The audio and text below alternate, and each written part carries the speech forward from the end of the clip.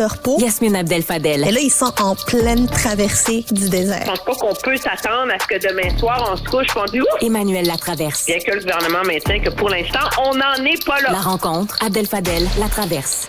Quand on dit fin de session parlementaire, on parle de bilan, on parle de bulletins, on parle de bons coups et surtout de mauvais coups.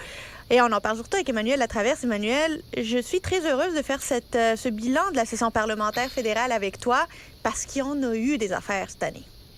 Eh mon Dieu, ça faisait... Généralement, quand il y a une session qui est comme survoltée, comme celle qu'on a eue, elle est animée par un grand enjeu, un grand scandale. Tu sais, il y a eu le scandale SNC-Lavalin, il y a eu un scandale des commandites à un moment donné, il y avait l'ingérence étrangère. Mais là, c'est presque une session parlementaire schizophrène qu'on a eue. C'est comme si on était dans une machine de pinball, tu sais, à se faire aller de controverses en crise. Et le gouvernement Trudeau, à cause de ça, certaines de ces crises-là étaient auto-infligées. Je pense à la façon assez maladroite avec laquelle le gouvernement a pris à partie l'Inde, par exemple, sur l'ingérence indienne, on a accusé l'Inde d'avoir tué un militant sikh. C'est pas que c'est une mauvaise décision d'interpeller l'Inde, c'est la façon dont on l'a fait. Après ça, la crise du nazi à la Chambre des communes, faut-il le rappeler. Alors, il y a plusieurs de ces crises-là qui étaient auto-infligées, mais ceci étant dit, ça a quand même empêché le gouvernement de trouver un rythme de croisière là-dedans. Parce que, au terme de l'été, le gouvernement Trudeau avait compris qu'il devait recentrer son message sur des enjeux qui touchent le coût de la vie, la crise du logement, et il a vraiment essayé de mettre en place le nécessaire pour y arriver. Il y avait quand même une conférence de presse à tous les mercredis avec la vice-première ministre, la présidente du Conseil du Trésor, le ministre du Logement et ou d'autres ministres qui étaient là, pour nous convaincre qu'on veillait au grain et qu'on avançait dans la lutte contre la crise de la vie chère. Puis je pense que dans toute la session parlementaire, là, cette conférence de presse-là, ce moment-là, qui est quand même assez solennel, là, une conférence de presse, 6 ministres, etc., je pense que ça a fait les nouvelles 3 fois. Alors, c'est un gouvernement qui a comme été happé par le reste, mais qui a peut-être trouvé son air d'aller en fin de session. Mais on dirait qu'ils ont mieux fini qu'ils ont commencé. J'ai l'impression que là, maintenant, ils ont comme ajusté, puis il y a Raymond Filion qui nous le disait hier, là, ils ont ajusté leur technique de communication. Ils parlent pas de tout, ils sont pas toujours à essayer de tout commenter. Et ça fait en sorte que là, ils ont plus de souffle pour être stratégiques. Je comprends que c'est ce qu'on essaie de faire. Mais est-ce que, tu sais, avoir du souffle pour être stratégique, c'est beau avoir une super stratégie de vente, mais si tu n'as rien à vendre, ça sert à rien. Et c'est ça qui a été très difficile pour le gouvernement Trudeau. Tu peux pas répéter pendant 8 ans, nous allons nous préoccuper de la classe moyenne et de tous ceux qui travaillent fort pour y arriver. À un moment donné, là, les gens, ils l'entendent plus, là. Et le talent et le défi d'un gouvernement, c'est de, sans renoncer à ce socle de valeurs et ce socle idéologique, mais c'est d'être capable de renouveler l'action que tu fais autour de ça. Le gouvernement a eu beaucoup de difficultés à le faire. Je pense que le seul ministre qui a réussi à avancer sur ce plan-là, c'est le ministre du Logement, Sean Fraser, qui est l'ancien ministre de l'Immigration, parce que lui, au moins, il y avait un pot de 4 milliards sur la table que jamais personne n'avait dépensé, mais là, il s'est mis à prendre le téléphone, à négocier avec des villes pour faire changer le zonage à droite, à gauche, annoncer. Mais tu sais, il a travaillé fort, puis il a négocié avec une dizaine de villes au Canada, mais Yasmine, c'est pas 35 000 logements de plus qui vont faire une différence dans la crise du logement au Canada, là, tu sais, je veux dire, il en manque 3,5 millions d'ici 7 ans, là. Alors, mais au moins, on le sent, lui, avec un plan de match. L'envers de ça, c'est que François-Philippe Champagne, qui est quand même un des meilleurs communicateurs du gouvernement... C'était pas son année, lui. Ben non, mais tu voulais qu'il fasse quoi? On lui a demandé de faire quelque chose d'impossible. Ouais.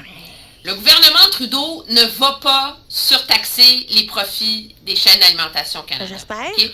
C'est une chose, mais en programme d'assurance dentaire pour faire plaisir au NPD, mais ils vont quand même pas aller jusque-là. Alors, c'est très au-delà. Puis la chose à faire pour s'occuper du problème du manque de concurrence dans le secteur de l'alimentation, c'est de moderniser la loi sur la concurrence au Canada. Ça vaut pour l'alimentation, ça vaut aussi pour le prix du câble, ça vaut aussi pour le prix de la téléphonie, ça vaut aussi pour le prix des billets d'avion, ça vaut pour plein d'affaires. C'est super bien, tant mieux s'ils l'ont fait, mais ça va prendre 1 an, 2 ans, 3 ans, 4 ans avant d'en voir les bénéfices.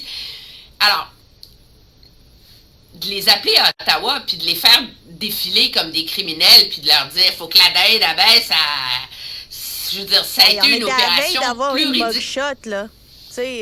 Ben oui, alors, ça n'a pas donné grand-chose, puis il n'y a personne qui s'imagine que ça va donner grand-chose, alors ça a comme affaibli. Moi, je pense que ce qui a donné du peps au gouvernement en fin de session, c'est que les conservateurs ont réussi quelque chose de assez, qui est rare en politique, d'imposer l'agenda politique en termes de thèmes, en termes de sujets, en termes de stratégie. Ils ont même forcé le gouvernement à reculer sur la taxe carbone sur l'huile à chauffage, parce que c'était la révolte en Atlantique.